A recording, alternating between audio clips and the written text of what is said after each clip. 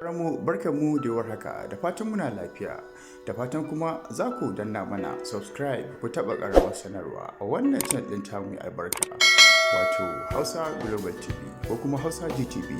Domin danna subscribe ɗinku shi ne ke ba mu ƙwarin gwiwa tura muku videos irin waɗannan. Don kuma ka yi subscribe tun a baya, to ka taɓa ƙaramar sanarwa. Mun gode.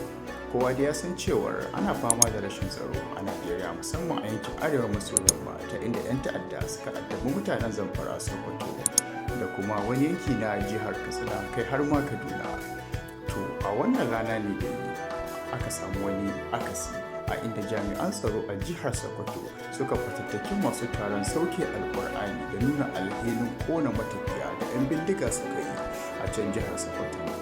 An shirya zaman sauke ƙur'ani ne a masallacin Sultan Abubakar na uku da kuma dandalin Magero Theater da ke cikin garin Sokoto. Kuma wannan al'amari bai yiwu ba, 'yan sanda sun tarwatsa su, amma ba a san dalilin da yasa suka tarwatsa su ba. Har yanzu dai ana jiran rahoto ne daga hukumar 'yan sanda ta jihar Sokoto. To Allah ya ba mu zaman lafiya, Allah kuma ya samu dace. Kar kuma ta ku danna subscribe a wannan channel ɗin tamu mai albarka, domin danna subscribe ɗinku yana ba mu ƙwarin gwiwa tura muku videos da suka danganci al'amura na yau da gobe, wato current affairs.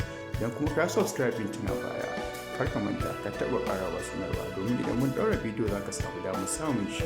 Mun gode.